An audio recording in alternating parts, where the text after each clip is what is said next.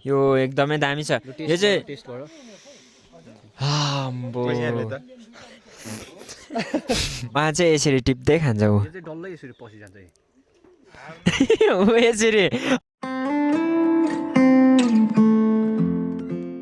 हे guys welcome back to my new episode अनि अहिले भने चाहिँ म चर्च जाँदैछु अनि रेडी भइसकेँ अनि सबैजना निस्किसक्नुभयो अब म मात्रै जाँदैछु घरबाट हो स्कुटीमा अनि वेदर हेर्नुहोस् न आजको यस्तो कोल्ड वेदर छ अनि एकदमै जाडो छ आज चाहिँ अनि त्यही भएर म जम्पर हालेर जाँदैछु अनि जुम गाइस अब चर्चमा आज फेलोसिप डे सन्डे जहिले पनि हामी चर्चमै आजको दिनलाई चाहिँ हामी बिताउँछौँ हाम्रो केटाहरू पनि सबैजना चर्चमै हुन्छ अनि सबै मण्डली पनि चर्चमा हुन्छ आज एकदमै रमाइलो अनि मजा आउँछ सो चर्चमा गएर भेटौँ गाइस र गाइस अहिले भने चाहिँ हामी यहाँनिर दामी अर्ग्यानिक हजुर अर्ग्यानिक हामी गरन्डल खानेवाला छौँ म तपाईँहरूलाई देखाउँछु कस्तो तरिकाले चाहिँ हामी यसलाई टिप्नुपर्छ भनेर अनि यो चाहिँ डरलाग्दो रुखमा छ अनि हेर्नु सक्नुहुन्छ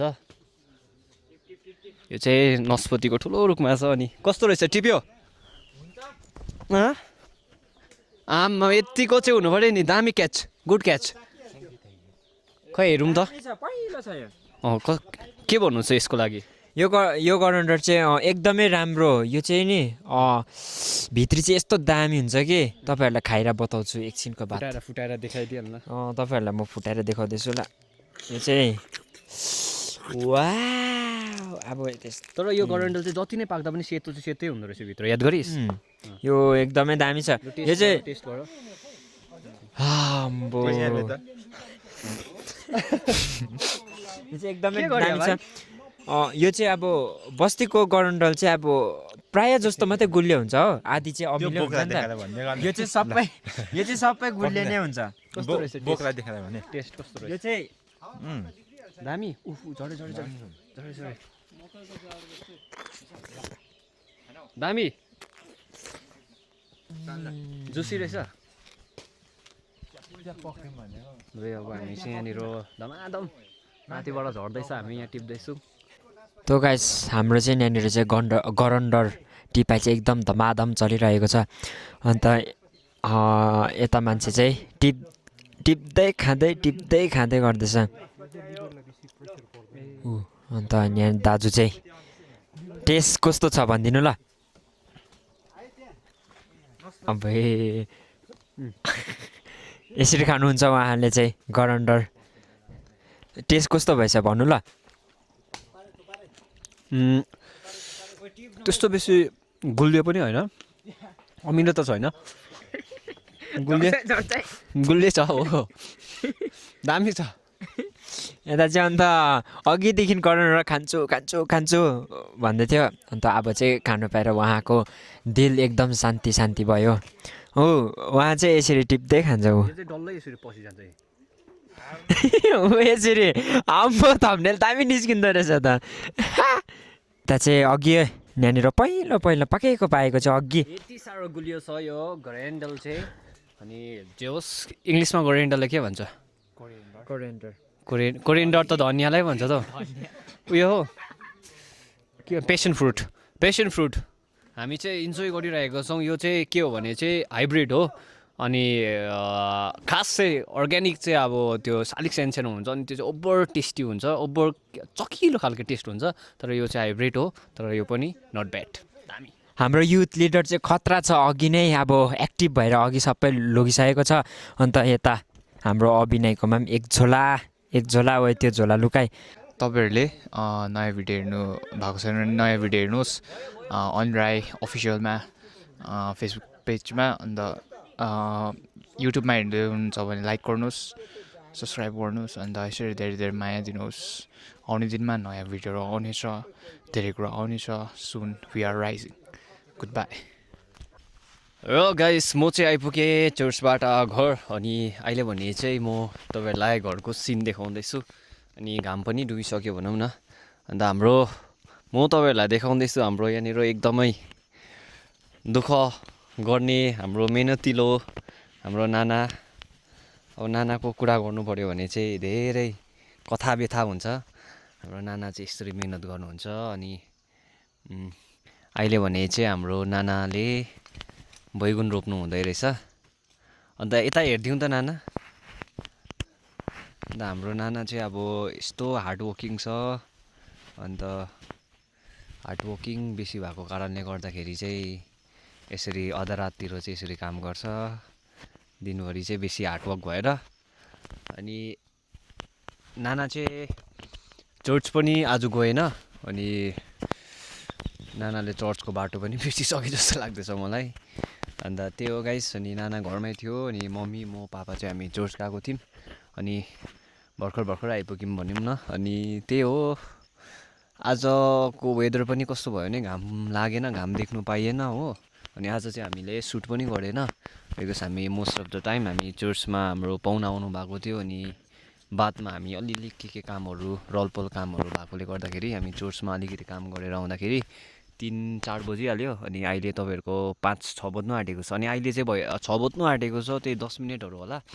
अनि 5:50 हुँदैछ, तर पनि स्टिल हेर्नु नि दिन मजाले खोलिरहेको छ। अनि अहिले चाहिँ दिन लामो छ।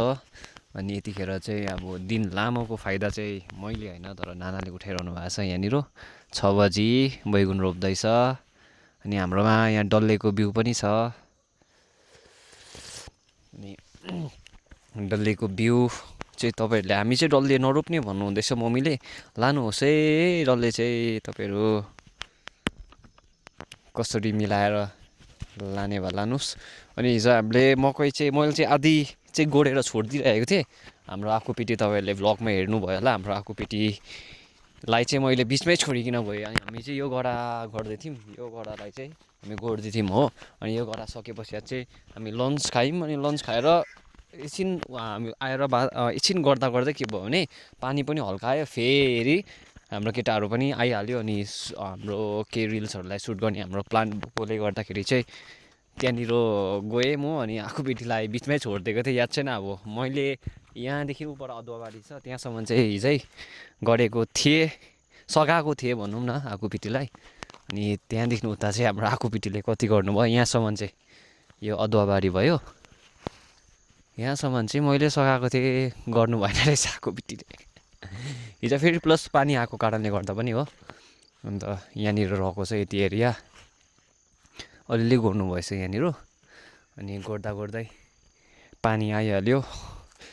अनि हामी पनि सुट गर्नुको लागि गएको, पानी परेर चाहिँ एउटा घरमा बस्दा अन्तिममा त्यही घरमा 6 बजीतिर एउटा सुट गरेर हामीले हाल्यौँ। त्यो चाहिँ आज बेलुका आउँछ। तपाईँहरूले चाहिँ यो भ्लग भोलि पाउनुहुन्छ भने हिजै ड्रप भइसकेको हुन्छ। तपाईँहरूले प्लिज चेक गर्नुहोस् होला फेसबुक पेजमा। अब हाम्रो गाउँ बस्तीको भ्लग चाहिँ यस्तै हुँदो रहेछ। अरू केही भेट्दैन हो। सब्जीहरू देखायो जो चाहिँ बजारमा हुँदैन। अनि त्यही सब्जीहरू देखायो। अनि यताउता बारीहरू घुमायो। त्यसमै भ्लग हाम्रो सकिन्छ। अनि बस्तीवाला भिलेज लाइफ भ्लग चाहिँ त्यस्तै हुन्छ। यहाँ हेर्नुहोस् न साग हाम्रो मम्मीले रोप्नु भएको। हाम्रो मम्मीको चाहिँ बेस्ट हो साग चाहिँ, किनभने मम्मीले मासु चाहिँ कम्ती नै खानुहुन्छ अनि सब्जीहरू बेसी खानुहुन्छ। अनि त्यसले गर्दाखेरि साग मजाले आएको रहेछ हो। अनि त्यहाँ माथि मात्रै होइन, मकै गोड्नु चाहिँ यहाँ पनि छ, बेसी छैन, यहाँ चाहिँ अलिकति छ। अनि यो एरियामा पनि गोड्नु बाँकी नै छ। सुँगुरको पनि बेलुकाको डाइट पाएछ होइन हो सरकार? यसो खुवाइ चाहिँ हेर्नु नि लु। क्यामेरा साई रहेछ हौ यो सुँगुर पनि, हेर्नुहोस् त ऊ क्यामेरासँग लजाएको। ओइ हेर्नुहोस् त उता फर्केको, हेर यहीँ छ। एकदमै उहाँ चाहिँ लजालु हुनुहुन्छ, लजाउनुहुन्छ।